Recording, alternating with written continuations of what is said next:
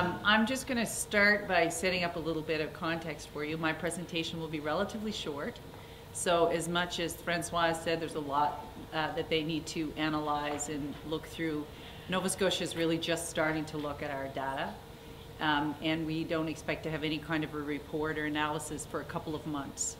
So if it happens sooner, that's great. I've under-promised and I will over-deliver. But realistically, this is a very high-level first cut at what Nova Scotia's results are.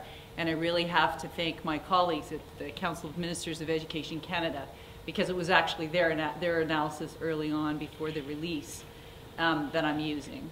So we received absolutely zero coverage on our results because, of course, the release was on our election day, so it did not get picked up.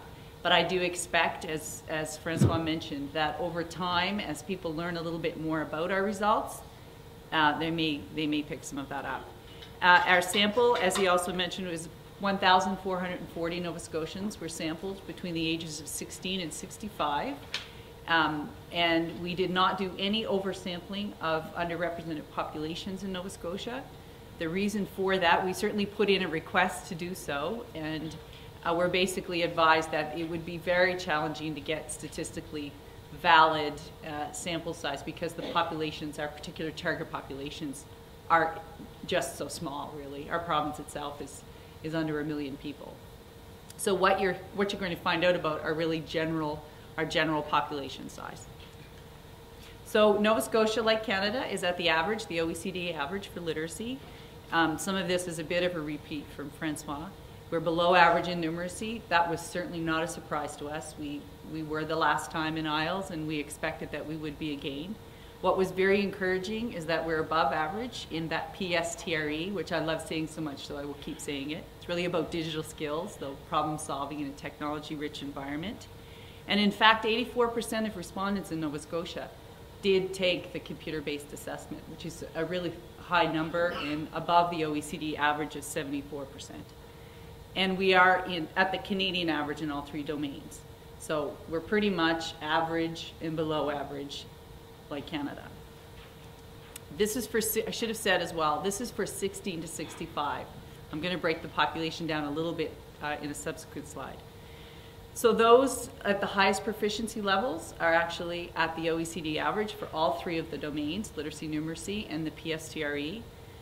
But we have a higher proportion of people at the lowest levels for numeracy and PSTRE. The PSTRE is a bit of a surprise, but I guess with our aging population, maybe not totally. Numeracy, again, we were not surprised to see that.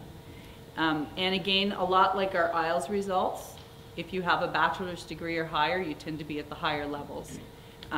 In terms of literacy in particular, but we're above the literacy average for OECD. And 8% of respondents in Nova Scotia actually completed the assessment in a language that was not their native language. So in Canada, of course, it's English or French. So that would speak to our immigrant population, which is actually at the OECD average, but a little below the average for Canada, which is 15%. And it's a pretty diverse country. So again, it's not surprising that the overall number is higher. Where we perhaps saw the most surprising results was in our 16 to 24-year-old cohort. So Francois mentioned that for Canada, our youth did not perform as well as expected. Well, in Nova Scotia, they really didn't. So we are below the Canadian and the OECD average in literacy and numeracy. And we're at the average for the PSTRE, which is great. And when we say average, we're at the average for that population, 16 to 24-year-olds. And our youth have an 11-point advantage over our 16 to 65 general population with respect to PSTRE. So we don't really know what that means, and it's important that we don't overstate it or overreact to it, but that is an area we're going to have to look a little closer to why, what is happening and why is it that our 16 to 24-year-old population has a lower level of literacy than we certainly expected, but that the rest of the country has in many cases. In fact, I think when I looked at the original chart, it was New Brunswick and the 3 territories who were lower than us, and then everyone else is higher, that population. And I would highly recommend, the OECD has a tool called the Data Explorer. So I did some playing around with it the other night and was able to pull off some tables just to illustrate for you what that looks like. So you can see the dark blue is 24 or less, so that's the 16 to 24-year-old group. The slightly lighter blue, medium blue, is 25 to 34. I guess you all have these in your slides, but I know the slides are small. The lightest blue is 35 to 44. Dark orange is 45 to 54, and 55 plus is the lighter orange. So you can see that our 16 to 24-year-olds at 268 as the average score is quite a bit lower than the OECD average of 280 and the Canada average of 276. So this is literacy. So this is an area that we're really going to have to spend some time trying to better understand and figure out what might have happened or might be happening.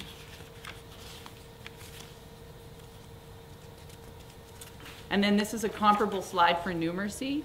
Again, 271 is the OECD average for 16 to 24-year-olds, 268 for Canada, and 258 for Nova Scotia.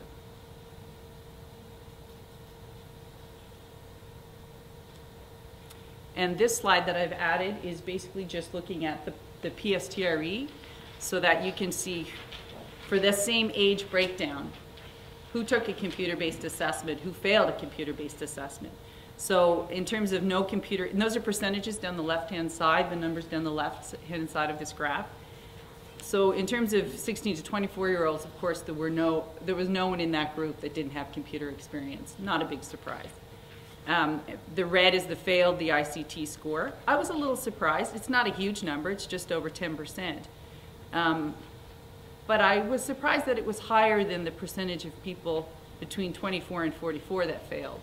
I mean, the good news in all of this result is, all of these results is the 25 to 44 for sure age cohorts have done really well on this assessment, both for PSTRE, but literacy and numeracy as well, if you look back at the previous tables.